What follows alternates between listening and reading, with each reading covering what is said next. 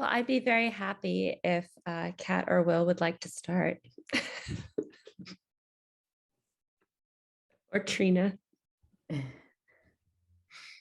Good morning, everyone. Can everyone hear me?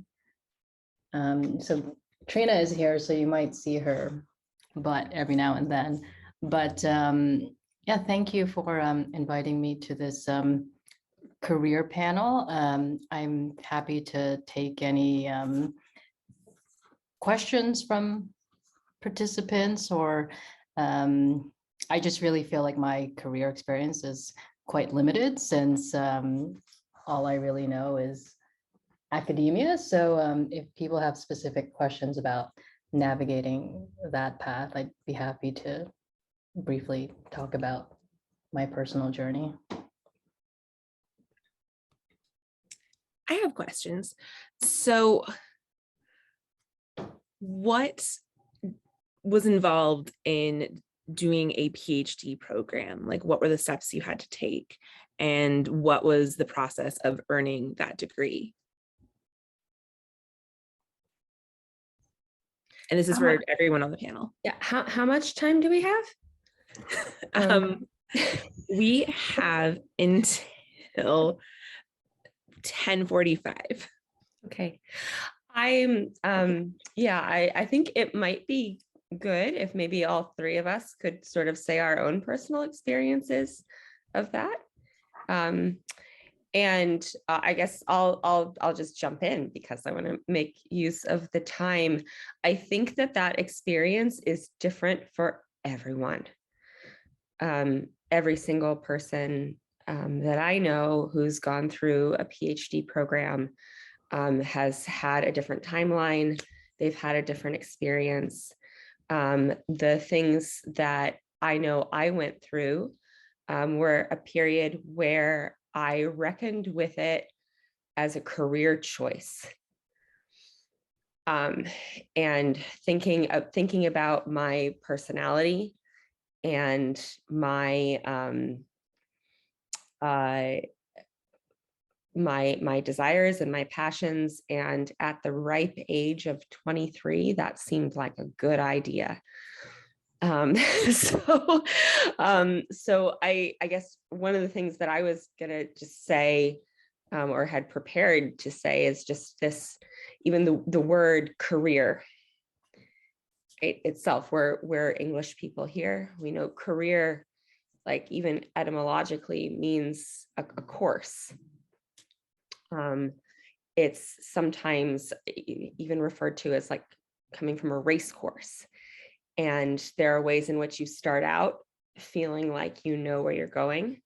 And then there are bends and twists along the way. And the bends and twists are what make things unique to people. For me specifically, the process was applying to different MA, PhD programs. That's what I did.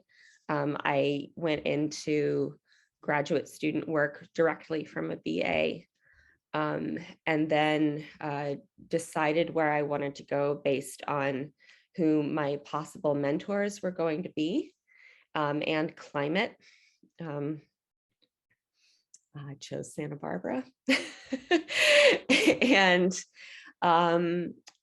And then I really sort of faced the crapshoot when it came up to job application time. And at that point, it became very clear to me that the thing that had held true for most of my life, which was that if you are smart and you work hard, you get what you're supposed to get, that was not the case at the level of applying for academic jobs. And that is even more the case, as I understand right now, in the profession. So that was jarring. And I got very lucky. And that is still how I think of it. I got very lucky by getting a job, but also the job at SF State. So I'll stop there. I want to hear what other people have to say.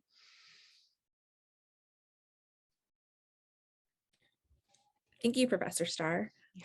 Professor Clark, do you maybe want to go next? Sure. I mean, like, I think a big thing to think about is like we're in a moment in higher education that is really uncertain. So if you're thinking about doing a PhD, you absolutely should, and you should also think about kind of like what your different objectives might be coming out of a program like a doctoral degree, because the hiring for higher education has just been plummeting basically since 2008 as public schools have been increasingly defunded and as private schools have kind of retrenched their own resources. So we're looking for just an environment that is less, it's a little bit less great than it probably was 20 years ago. But with that said, I think like there's a lot of opportunity that still comes from the hard work of a PhD. What I would say about that though is like you just want to know for yourself what you want to get out of a kind of a program, or have like a sense that you can set your own parts of your own agenda out of any program that you go into, which often means kind of like coming up with your own goals and objectives that might be separate from what advisors in a doctoral program might have experience with. And a lot of people who would be your advisors are going to be able to give you a lot of wonderful academic training and not have a whole lot of experience outside of that sector. So given the fact that just there's such a paucity of academic jobs these days, that means I think you have to be prepared to be doing a lot of self-directed work when it means thinking about your own career. And then any kind of PhD is always like really self-directed, I think, anyway, even when you have good advising. So there's just a lot. I think you have to be really intentional, especially at this moment in time, about what you're getting into. Some things that I found really empowering when I was getting my degree were to also find other employment opportunities in communities within my university. I got my degree from UCLA. So I worked for a number of years at the undergraduate research center and at the graduate writing center, and those opportunities provided me a lot of different ways of thinking about what my degree might be able to provide me and what it might look like in terms of employment. And it gave me a lot of different skills for thinking just about writing and about mentorship, which were things that I really valued. So I think when I think back on like my time in graduate school, it was intense and exhausting. And there were a lot of different trials within it, but there were also a lot of opportunities to remember that I had my own agency over what I wanted to get out of the degree. And I think that's an important thing to just keep in the back of your mind, even when you're feeling super insecure about what it is that you may or may not be doing in a program, or what it is that your contribution might be to a scholarly field, which are all sort of feelings that come up with generating new ideas, which is part of the point of a PhD. But you do have a lot more agency than you think. And I think laying some of the groundwork for that at the beginning, when you're thinking about applying and doing research to find out which programs have other adjacent opportunities at the university, or which kinds of programs have good reputations for mentorship, are things that can help you make a selection about where it is that you're going to spend like 6 to 8 years of your life, which is that's a substantial chunk of time. Some other major things that I would think about if you're considering doing a PhD is just what is the funding mechanism that you would have as a graduate student? Is it a lot of major private universities now have moved towards a model in which you have 5, maybe 6 years of definite funding, and then that's it, you're done. Which is a really tight timeline for a PhD. And some of the reason they're doing that is because time to degree has become a really important metric for administrations. So you want to have that in mind. What point will you be expected to have finished a degree? And they should be able to answer that kind of question. The University of California has restricted that at this point a little bit, but they tend to have, because a lot of humanities degrees get funding from teaching, that means that there's a little bit more flexibility because of union contracts. You're paid through a union contract, and that changes a little bit of your relationship to the university, since the labor you do as a graduate student is recognized as labor in that way, at least it's supposed to be. But being aware of those funding mechanisms also helps set the trajectory of that timeline for your degree. And I think that's an important thing just to have in mind as you're thinking about the kinds of time pressure you might be under to finish any kind of graduate degree.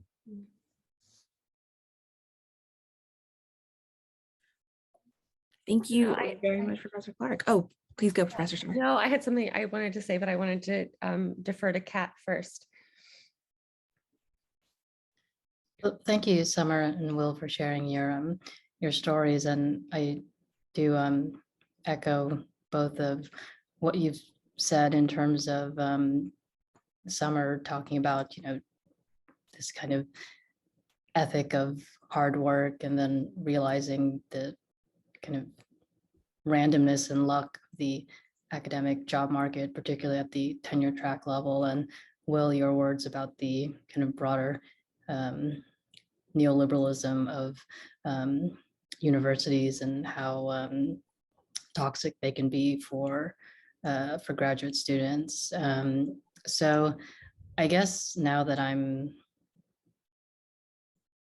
a few years removed from my experience in graduate school, I do look back on it with a combination of nostalgia and kind of realizing my own combination of naivety and arrogance. I was, I think, in my junior year of college when I decided I wanted to, be a college professor basically, and be a specialist in post-colonial and Caribbean literary studies. And I thought that was such a, I was just so immersed in the conversations in the field and the literature after spending a semester in London when I was an undergraduate. And I really didn't consider other paths aside from, okay, I'm finishing college, now it's time to apply to a PhD program. So I did that, and I did my graduate work at Vanderbilt in Nashville in the South. And my experience of the program was overall very positive. I felt at the time that it was quite handsomely funded, and I had a lot of access to my faculty mentors, and I made some really great friends throughout the program that I still communicate with today. And I guess Sarah's initial question was asking about what exactly like a PhD program entails generally. Is that, I guess, a brief question about structure? So I was on one of those kind of 5-year programs that Will briefly talked about in his comments. So my first year basically entailed 2 semesters of coursework, no teaching responsibilities, tuition and all of that was covered. I had health insurance and a stipend. And at the time, it felt like I was like living the dream, getting paid to learn, right? And to read and write papers and talk about it in seminars with people who were as passionate and invested in these topics as I was. And then starting in my second year, I continued coursework and also had sole instructor responsibility for a very small kind of first year writing seminar type of class. And enrollment for those classes at the time was capped at 15 students. And we really had a lot of freedom in getting to design our syllabi and all of that. And I know I've mentioned to grad students that I've worked with that I've never really been formally trained in pedagogy, which is something that I wish I had more of in my graduate training, but there was definitely that kind of experience of being tossed in to the classroom and in a big way, like kind of having to figure it out for myself. I mean, there was very informal support in terms of kind of meeting weekly with my cohort for that first year of teaching. But after that, there wasn't really much supervision. And I think there are kind of pros and cons to that. And I've kind of informally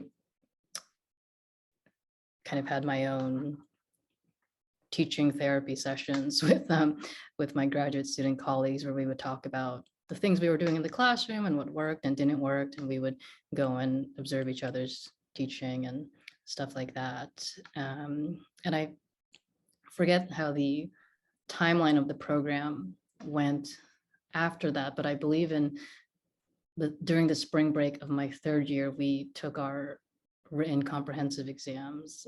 So I remember going to the English department office and picking up this confidential envelope of questions that my comps committee had drafted for me after, a series of meeting throughout my first like 2.5 years in the program. So yeah, spent a spring break kind of responding to those questions. And I think the way that the program was designed at Vanderbilt was to in the service of trying to get you to a dissertation proposal.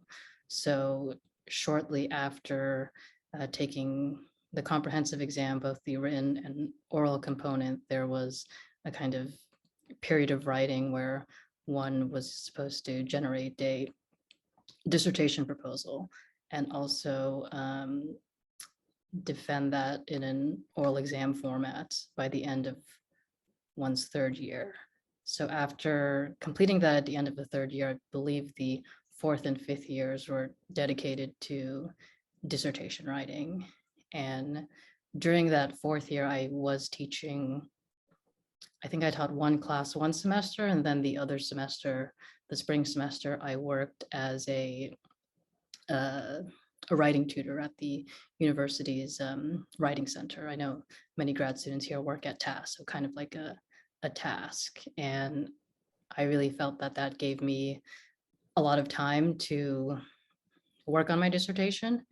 And in my fifth year, I was lucky enough to get a fellowship with the Humanities Center at Vanderbilt. So I really had no teaching responsibilities in my fifth year and basically met every Wednesday with my cohort of fellows. There were about 7 or 8 of us, and we kind of had lunch provided and all of that. And every week someone would workshop like a section of their dissertation.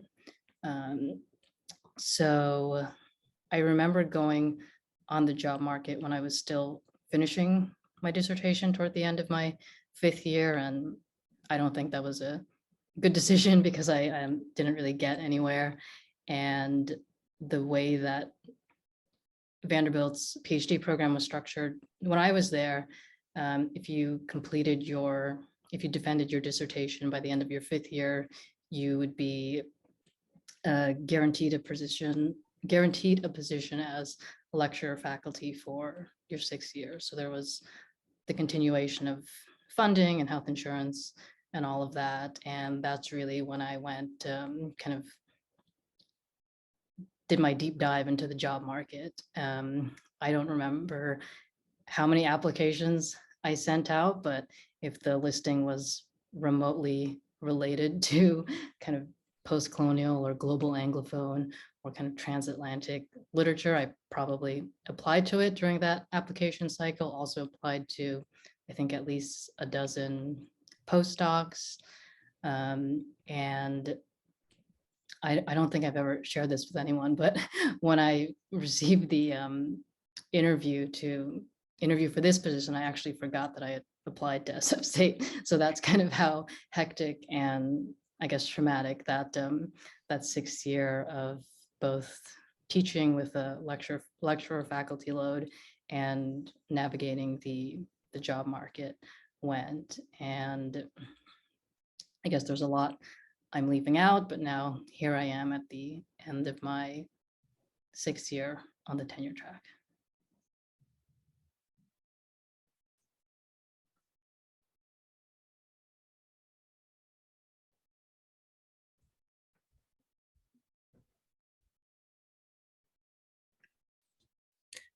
Professor Starr, you had wanted to mention something earlier? Oh yeah, I was kind of blinded by what Kat shared, but I'm thinking about what Kat was saying about, being with the cohort, working on the thesis. And one of the things that I knew I wanted to bring up today, and I'm going to keep it short because I want to mostly hear what people's questions are for all three of us, is just the incredible importance of community at all stages.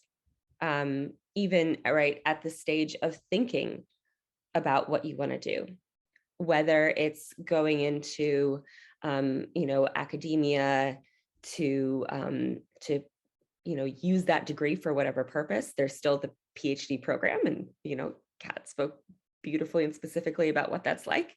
Or if you're thinking that you want to go into some other kind of profession for which your skills as as an English MA student are going to be valuable, you need to be able to talk with people.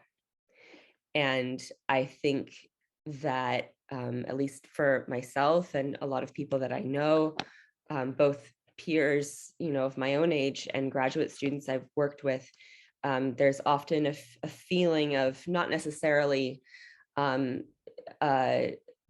shame, but temerity about reaching out to people or sharing misgivings or sharing questions. And that is something that is really important to work past, because there's no way to go through this alone.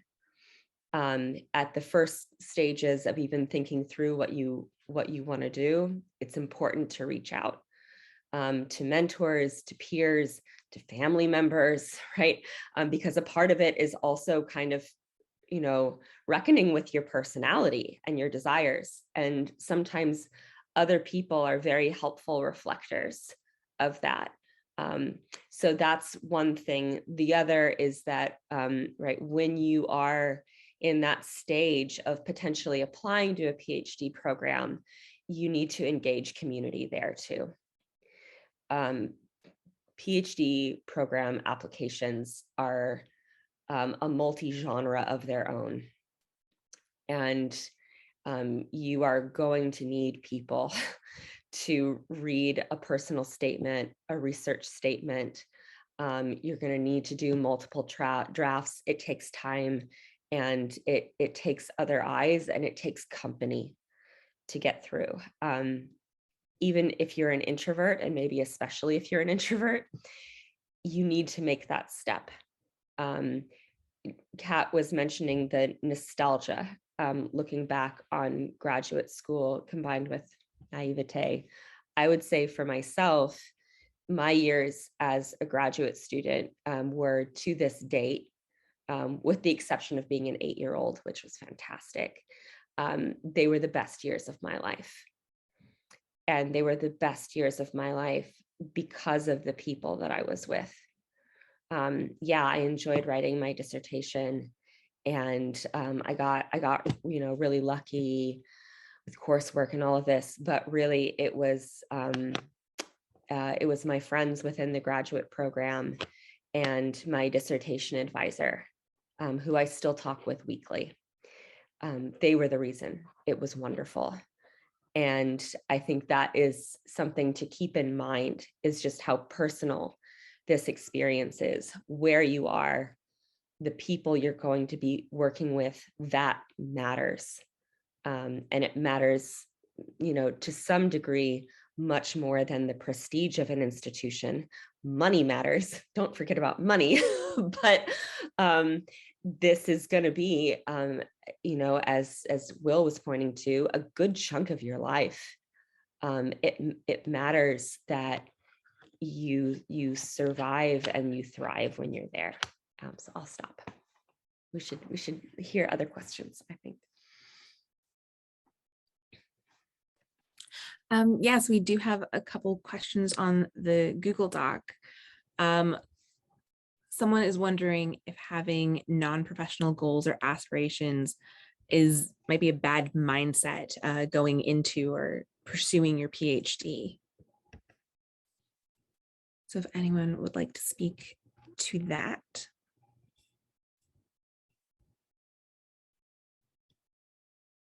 Well, you probably do have a professional goal. It's just, it might not be getting a job at an R1 or a tenure track job, but that doesn't mean it's a less professional goal. I think a thing to think about is what are your objectives with a PhD? Something you want to do because you want to spend time studying literature, getting some experience teaching, generating some kind of new thought. If that's kind of the objective and you want to spend your time that way, I think that's perfectly reasonable. You just want to be intentional about setting that objective. If you want a tenure track job, there's a little bit of a different shift there, because I think you need to prepare yourself for a longer haul. You don't know if there will be a job that you can get. Like Kat said, how many did you apply to? I don't even want to think about how many jobs I've applied to over the years. So you might know, and you might not get one. It's just a kind of reality of the declining job market. So your advisors in any PhD program will always prepare you for tenure track jobs. That's their job, and it's what they know, and it's what they have experience in and preparedness for. So if you don't want that, I think it's just important to sort of set your own boundaries and set some intentions of boundaries with your advisors and with people who might be trying to get you to a job. Boundaries with them, and intentions for yourself about just what you actually want to achieve. And those could look like a lot of different things. It could look like teaching. I know a lot of different people who got jobs teaching in high school after their PhD, or they left their PhD programs early. There are all different kinds of things you can do that aren't directly enabled through the degree, but that you can practice skills that you value through the degree in a way that are meaningful. I think if there's another attached question on the Google Doc, how might skills acquired through our MA program be transferable to the job market? That's sort of similar to, it's similar to a question you'd want to ask of being in a PhD program. The main skills you have are deep writing and analysis that are really pretty unique. There aren't, I don't think few other programs in the humanities prepare you as well to do that kind of work. But that's not the kind of stuff that people are going to be advertising for in most non-academic jobs. So an additional job you have when you're thinking outside of the academy is how to make the skills that you have visible in the language of any kind of job letter, if that makes sense. So you're doing translating work, basically, of isolating all the things you think you've learned and have increased capabilities of through either our master's program or through an experience in a PhD program, and letting a potential job seeker know what those are. And oftentimes that's just, I did this when I was thinking of leaving academia. I made an analysis, just a spreadsheet that listed the language of every job I thought I could apply for, and then tried to attach my skill sets that I knew I had to that language, so that you are not just saying, oh, I can write. If they're saying, oh, they're writing whatever kind of thing, you're re-articulating your skills in the language that's visible to them. If you're doing academic jobs versus non-academic jobs, there's just a lot of translation work that has to happen.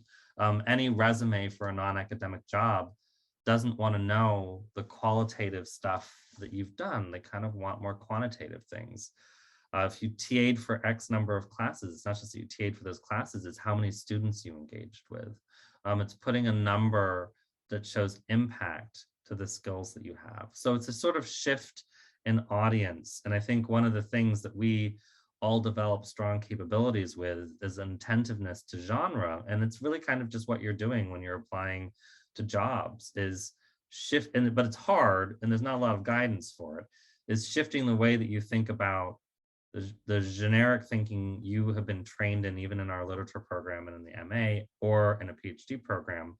And again, making that visible to people who have no experience or aren't interested in the academic way that we position our expertise. So if you are thinking about doing a PhD and not doing a traditional academic job search. You just want to be building things that build that visibility for the kinds of skills that you have. It might be having additional jobs, it might be doing other kinds of like public facing activities that are part of your doctoral work, but you need to be thinking about that mode of translating the skills that you know you have into a language that any job seeker would understand. Yeah, I would piggyback off Data of, analysis of Tesla. Yeah, there you go. I want to know how that happened. I'm super curious. But that, I think, Elizabeth, you're pointing out, like there are opportunities. They're just not a one-to-one correspondence. And the hardest part is building your own sense of confidence about doing that translation work so that a person in another field can really believe that you have skills that allow you to succeed in that job, which you do. yeah.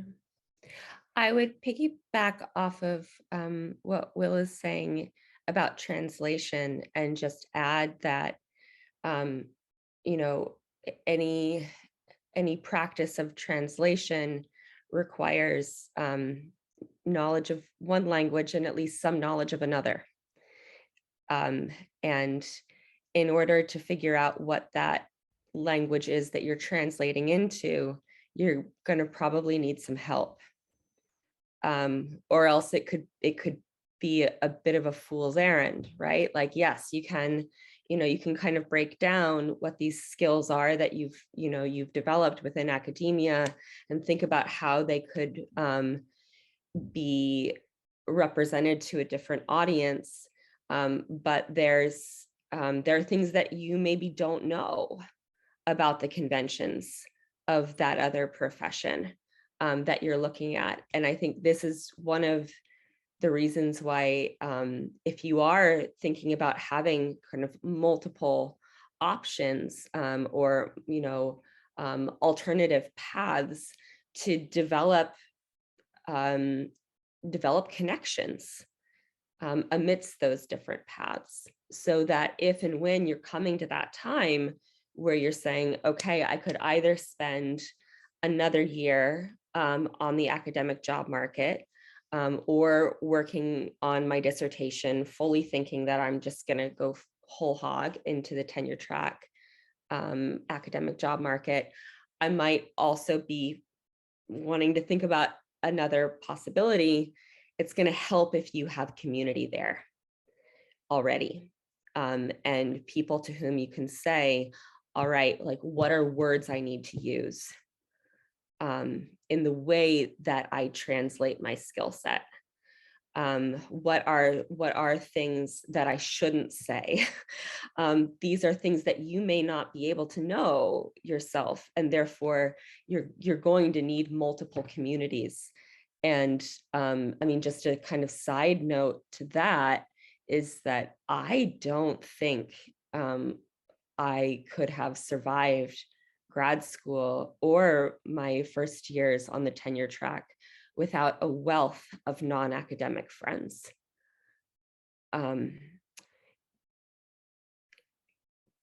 It's important, right? Even just for personal health, but also to be reminded, right, of this wider world that's around you and the opportunities for intellectual growth that they supply as well, whether or not you're thinking about different career paths.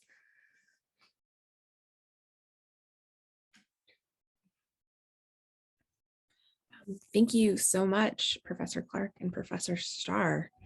We've got about 10 minutes left, and someone in the chat has asked, on the Google Doc has asked, can you talk a little about the PhD applications themselves? What do they entail, and what is the process? So again, open to anyone on the panel. I guess I can briefly talk about this. If I'm recalling correctly, there's multiple written components, as Summer suggested a few minutes ago. There's a statement of purpose where I think the main goal is communicating your sense of your research interests and how that department's faculty, coursework, resources, etc., can help you make your research happen. So it's kind of this, I think the word often uses that of fit, like fitting with the department, and also having the sense that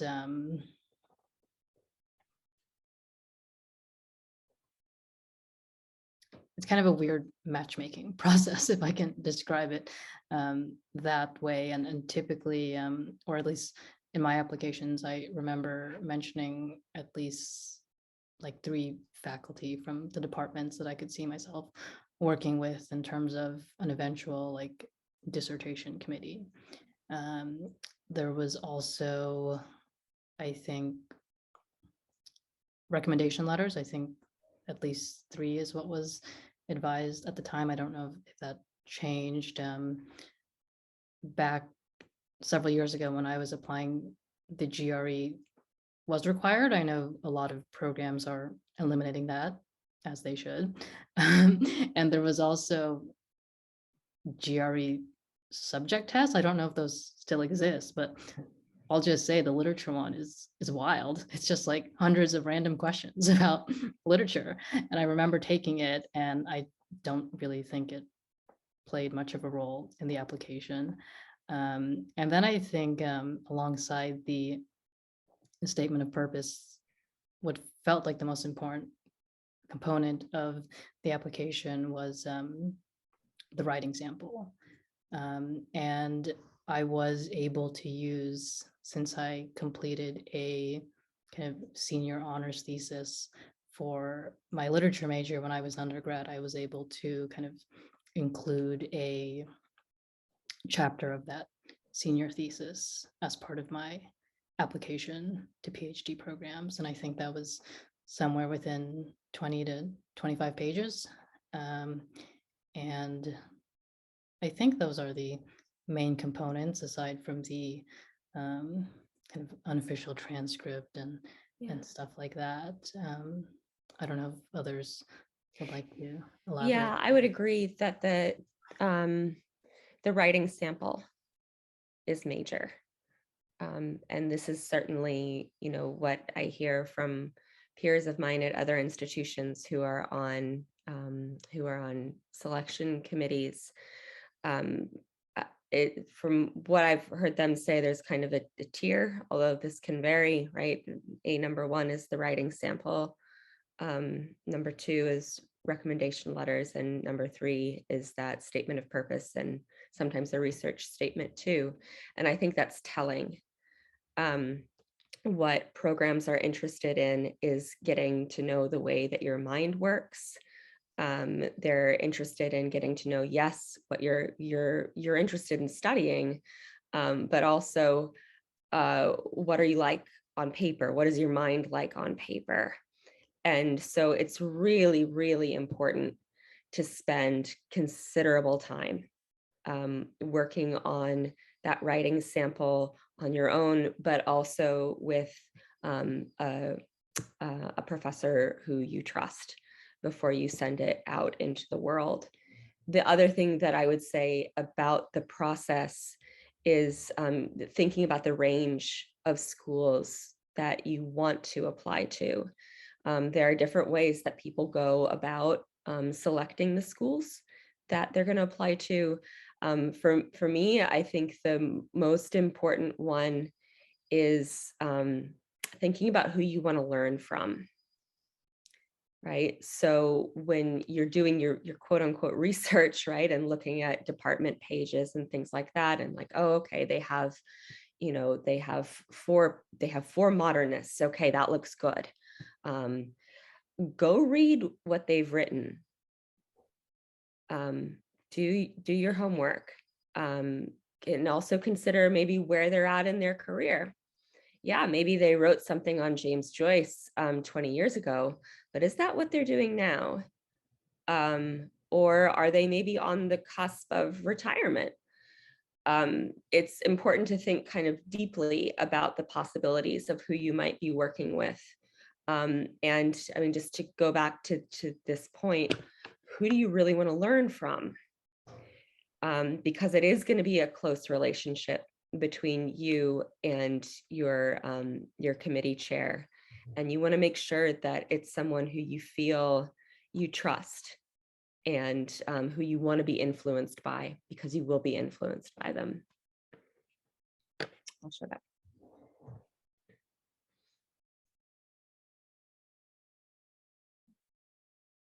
All right, well, we're nearing the end of our time. I would like to ask any of the presenters if there's like one final piece of advice or thing that you guys would like to let us know about job market, PhD applications, before we close out our session today.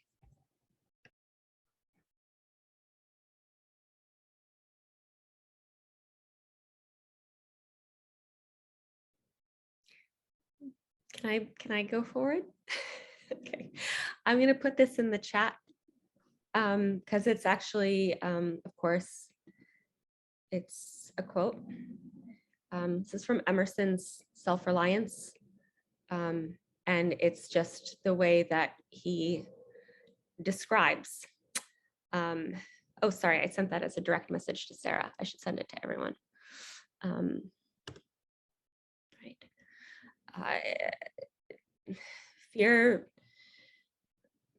Fear never, but you shall be consistent in whatever variety of actions, so that they be each honest and natural in their hour.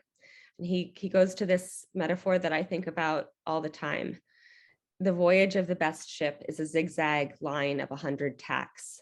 This is only microscopic criticism. See the line from a sufficient distance, and it will straighten itself to the average tendency. Your genuine action will explain itself and will explain your other genuine actions. And I think that this is very important, whether you're thinking about careers in general or an academic career, because we often are haunted by this sense of consistency, right? I have said that I'm interested in such and such thing, and therefore I must go forward in that direction. Or I've said that I love literature more than anything, and therefore I should go forward to a PhD program. Right? There's something truer than consistency, and that is the actual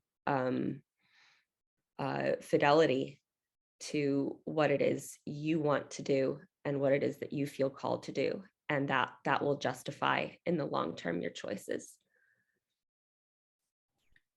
Well, we are at time, and I think that is a wonderful and amazing note to end on. I would just like to take a second so we can thank Professors Starr and de Guzman and Clark for their time and their expertise. So if we can get some applause or party hat emojis going. Thank you all so much for all of the wonderful advice and knowledge that you have given us today.